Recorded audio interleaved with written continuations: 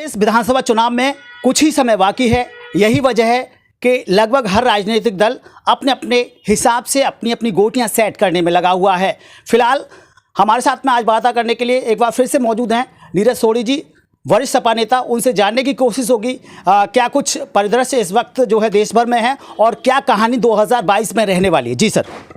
सबसे पहले मैं पत्रकार बंधुओं का धन्यवाद करूंगा, उनका आभार प्रकट करूंगा कि वो हमारा इंटरव्यू लेने आए।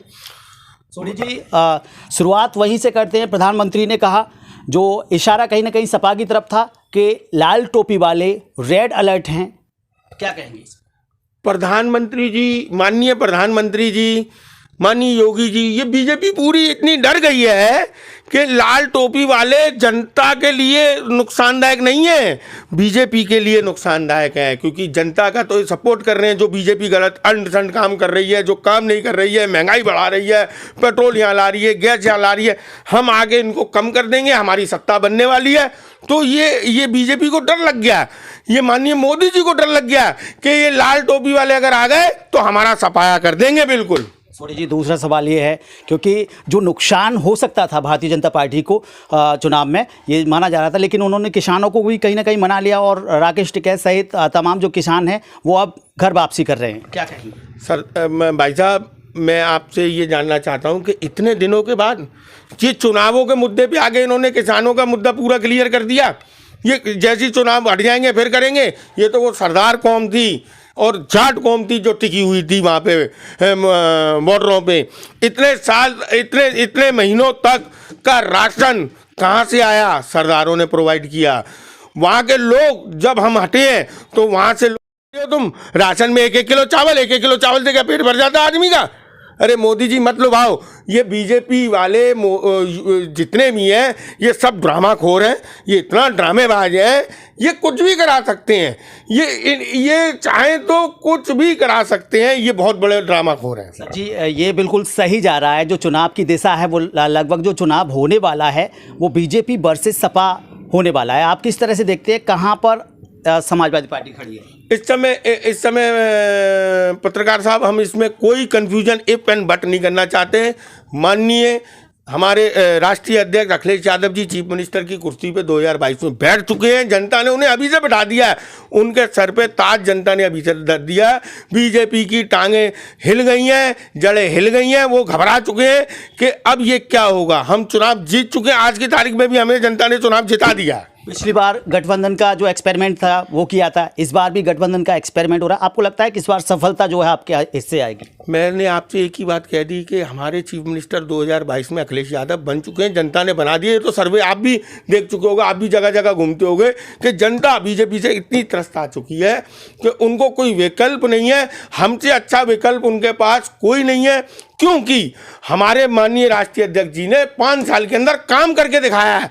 इन्होंने 5 साल के अंदर जुमले दिए और कुछ नहीं किया। वो मंदिरों का भी जीर्णोद्धार करा रहे हैं, लगातार जो है मंदिरों को बनवा रहे हैं, तो कहीं ना कहीं उनको इसका लाभ मिल सकता है आपके हिसाब से? सर, हिंदू मुसलमान राइट कराने की बात करते हैं, भाई को भाई से लड़ाते हैं, चाचा को भतीजे से लड़ाते हैं।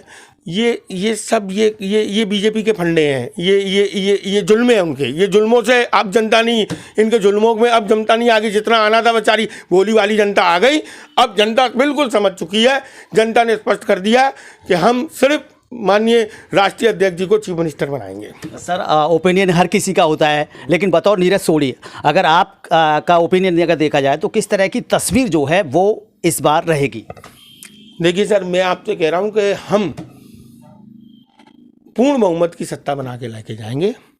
और मैं एक व्यापारी भी हूँ, मेरा व्यापार सब जगह पे है और मैं हर जगह जाता हूँ। गाँव में भी जाता हूँ, गाँव में भी मेरी सप्लाई है, जिलों में भी मेरी सप्लाई है। मैं सब जगह जाके उठ के बैठता हूँ और सबसे वैसे भी मैं पूछता हूँ तो सरकार वो हमारी ही बन रही है, समाजवादी पार्टी। उनको कुछ नहीं नजर आता, वो सिर्फ अखिलेश जी कहते हैं कि अखिलेश जी जैसा चीफ मिनिस्टर हमें चाहिए ही चाहिए। वो कहते हैं कि जो समाजवादी पार्टी है वो परिवारवादी पार्टी है और हम सबका साथ सबका विकास करते हैं। अगर परिवारवादी पार्टी होती तो, अगर अखिलेश जी परिवारवादी पार्टी मानते हैं तो आप मुझे बताइए कि चाचा से समझौता कर लिया होता उन्होंने? अगर आप भी बोले कौन से परिवारवादी पार्टी को हमारी पार्टी ने कौन से परिवारवादी पार्टी को कुछ क्या मतलब कैसे आप मुझे ब्रीफ करेंगे कि ये परिवारवादी पार्टी है, तो मैं उसका जवाब दूंगा आपको। तो कुल मिलाकर अगर देखा जाए तो चुनाव जो है, कुल मिलाकर आपका कहना है कि सपा आने वाली है और वो कहते हैं कि भारतीय जनता पार्टी एक बार फिर से प्रचंड बहुमत में आएगी। सर अगर भारतीय जनता पार्टी वाले कह रहे हैं प्रचंड, उनकी तो उनकी हालत खराब हुई पड़ी है। वो अपनी इज्जत बचाने के चक्कर में है कि हमारी वो विधायक ये बचाने के चक्कर में कि हमारी जमानतें ना जब्त हो जाएं। इस समय वो हाल है, जनता मुंह तोड़ जवाब देगी, मुंह तोड़। आप सिर्फ अखिलेश जी कह रहे हैं कि जो परिवर्तन है वो इस बार होने वाला है, तो किस तरह का परिवर्तन होगा? परिवर्तन पिछले 5 साल हमने काम नहीं किया सर।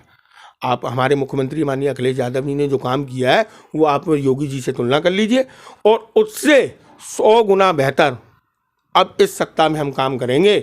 अखिलेश जी पहले नए थे, अब उनको सब चीज़ों की, फिर भी उन्होंने युवा नेता थे, युवा नेता के हिसाब से इतना काम कर दिया जो ये योगी जी तो एक भी काम गिनवा दो मुझे, मैं अभी आपको 22 काम गिनवा सकता हूँ। अखिलेश जी के 22 काम मेरे मुंह पे याद है जो उन्होंने किए हैं, बड़े बड़े। जी सर। तो ये नीरज सोढ़ी थे जिनसे हमने बात की। उनका कहना है कि इस बार जो है समाजवादी पार्टी सत्ता में आएगी, और इसके साथ ही उन्होंने भरोसा दिलाया कि इस बार जो है पिछले बार से भी बहुत अच्छे कार्य होंगे। अब देखना ये होगा, क्योंकि 2022 में भी ज़्यादा समय नहीं रह गया है, देखना ये होगा कि ऊँट आखिर किस करवट बदलता है। अपने साथी राजकुमार बघेल के साथ Ramsevak Baghel, RB24 live news.